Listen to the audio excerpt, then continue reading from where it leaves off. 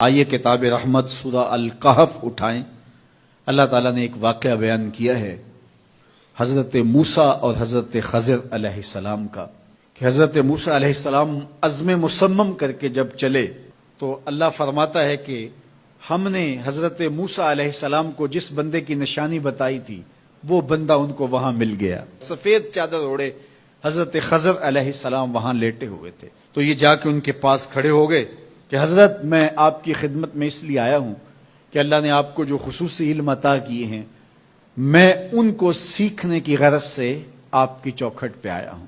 کہا تم میرے ساتھ صبر نہیں کر پاؤ گے، معاملے مشکل ہیں، سفر دشوار ہے، منزل کٹھن ہے، اور میرے معاملات ایسے ہیں کہ تم اعتراض کرو گے اس کے بغیر تم رہ نہیں سکتے۔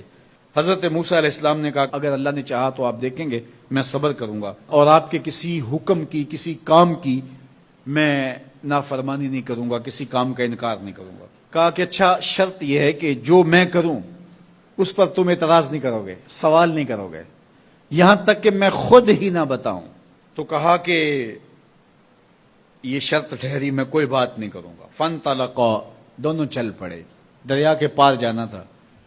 جو کشتی کا مالک تھا، کشتی بان تھا، وہ حضرت خضر علیہ السلام کو جانتا تھا تو اس نے کرایہ بھی نہیں لیا، لیکن جب کشتی پر سوار ہوئے تو عصا مار کے حضرت خضر علیہ السلام نے کشتی کا ایک پھٹا توڑ دیا۔ تو بے ساختہ حضرت موسیٰ علیہ السلام نے کہا آپ نے پھٹا توڑ دیا، یہ سارے ڈوب جائیں؟ کہا میں نے کہا تھا نا تم میرے کاموں پہ صبر نہیں کر پاؤ گے۔ تو حضرت موسیٰ کو یاد آیا، کہا میں بھول گیا تھا، اس پر مواخذہ نہ کیجیے۔ پھر دونوں چل پڑے، بچے کھیل رہے تھے، ایک خوبصورت لڑکا وہ بھی بچوں میں کھیل رہا تھا۔ حضرت خضر آگے بڑھے اور اس کی گردن مروڑ دی، اس کو قتل کر دیا۔ صاحب شریعت تھے حضرت موسیٰ علیہ السلام، نہ رہ سکے، پھر بول پڑے ایک جان کو بغیر کسی جان کے بدلے میں قتل کر دیا، اس نے گوایا کیا تھا ہمارا؟ آپ نے بہت ہی جو ہے وہ غلط کام کیا، یہ کام اچھا نہیں کیا آپ نے۔ کہا میں نے کہا نہیں تھا کہ تم میرے ساتھ صبر نہیں کر پاؤ گے۔ کہا ایک موقع اور دے دیجئے، اب اگر میں نے کوئی اعتراض اٹھایا تو پھر دوبارہ مجھے آپ اپنی صحبت میں نہ رکھیے، عذر تمام ہو جائے گا۔ پھر دونوں چل پڑے، یہاں تک کہ ایک بستی میں دونوں آئے تو آپ نے بستی والوں سے کہا کہ ہم مہمان ہیں، آپ ہماری مہمان نوازی کیجیے، کھانا کھلائیے۔ تو انہوں نے انکار کر دیا، کہا کہ ہم تو آپ کو بلایا نہیں ہے، آپ خود آئے ہیں، آپ اپنے کھانے کا خود انتظام کیجیے۔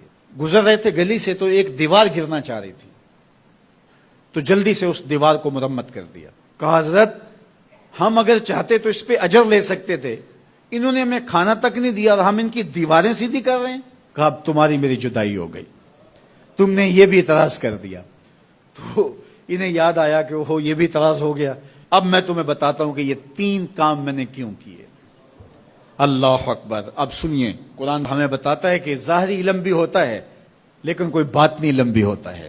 کہا وہ پہلی بات کشتی والی سنو، یہ 2 مسکین بچوں کی کشتی تھی، ان کے گھر کا چولہا اس کی کمائی سے جلتا تھا۔ دریا کنارے کنارے ایک ظالم بادشاہ رہا تھا جو لوگوں کی کشتیاں چھین رہا تھا، ہم نے تھوڑا سا عیب لگا دیا، وہ ٹوٹی کشتی چھوڑ کے چلا گیا۔ اب وہ تھوڑے سے پیسے لگا کے کشتی مرمت کرا لیں گے، گھر کا چولہا جلتا رہے گا، بتاؤ اچھا کیا یا برا کیا؟ کہا رہی بات اس بچے کی جس کو ہم نے قتل کیا، اس کے ماں باپ مومن تھے، نیک تھے، صالح تھے، بچے نے بڑا ہو کے بہت برا ہونا تھا، ہم نے اس کو قتل کر دیا، اللہ اس کے بدلے ان کو بہتر اولاد دے گا۔ علماء تفسیر نے لکھا ہے اس بچے کے بدلے میں اللہ نے ان والدین کو ایک بیٹی عطا کی جس کی نسل سے 70 نبی پیدا ہوئے۔ دیوار کی کہانی بھی سن لیجئے، یہ شہر کے 2 یتیم بچوں کی دیوار تھی اور اس کے نیچے ان کا خزانہ تھا اور ان کا باپ بڑا نیک تھا۔ خزانہ دیوار کے نیچے ہے، دیوار گرنا چاہ رہی ہے، کسی معمولی دھکے سے گر جاتی۔ 2 ہی صورتیں تھیں، یا وہ بچے خود اپنا خزانہ اٹھا لیتے یا لوگ اٹھا کے لے جاتے۔ لوگ اٹھا کے لے جاتے پھر بھی ہاتھ میں کچھ نہ آیا، اور اگر وہ خود اٹھا لیتے تو بچے ہیں، بچپنے کی وجہ سے وہ اس کو اڑا دیتے۔ تو ہم نے اس کے اوپر دیوار کھڑی کر دی، جب تک وہ اس قابل نہیں ہو جاتے کہ یہ خزانہ نکال کے اس کو صحیح مصرف پہ لگا سکیں، اتنی دیر تک دیوار گرے گی نہیں۔ اللہ اکبر۔ وہ کسی وجہ سے دیوار قائم رہے گی، اور جب وہ اس عمر کو پہنچ جائیں گے جس عمر میں وہ اس خزانے کو سنبھال سکیں گے تو پھر دیوار خود بخود گر جائے گی اور یہ خزانہ نکال کر کے اپنے کام پہ لے آئیں گے۔ میں جب پہلی مرتبہ اس کو جو ہے وہ غور کے ساتھ تلاوت کیا تو مجھے یہ لگا کہ اس کا انطباق پاکستان کے حالات پہ بھی ہو سکتا ہے، اس لیے کہ یہ بھی یتیموں کا سرمایہ ہے۔ کتنے یتیم روتے بلکتے رہ گئے اور ان کے سر سے جو ہے وہ سائے اٹھ گئے اس وطن کے لیے، لیکن میرے مالک نے اس ملک کے خزانوں پر گہرے پہاڑ اور بڑی بڑی دیواریں کھڑی کر دی ہیں۔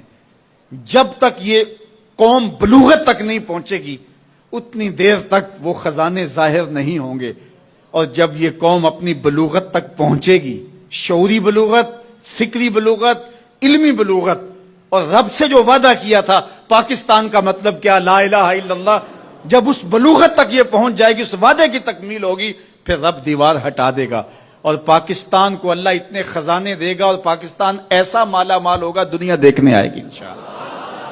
اس لیے رب نے دیواریں بنا کے رکھی۔ تمہارا باپ معین الدین چشتی بڑا نیک تھا، تمہارا باپ داتا گنج بخش علی حجویری بڑا نیک تھا، تمہارا باپ حضرت مجدد الف ثانی بڑا نیک تھا، ان کی وجہ سے میں دیواریں کھڑی کر رہا ہوں اور مضبوط حصار لگا رہا ہوں تمہارے خزانوں پر، اور وہ وقت آئے گا جب تم بلوغت کی عمر کو پہنچو گے دیواریں ہٹ جائے گی اور تمہارا وطن زمانے پہ مہکتے پھول کی طرح اور چمکتے ستاروں کی طرح اور روشن آفتاب کی طرح چمکتا اور مہکتا دکھائی دے گا، اور زمانہ پاکستان دیکھنے آئے گا، پاکستان دنیا کی قیادت کرے گا انشاءاللہ۔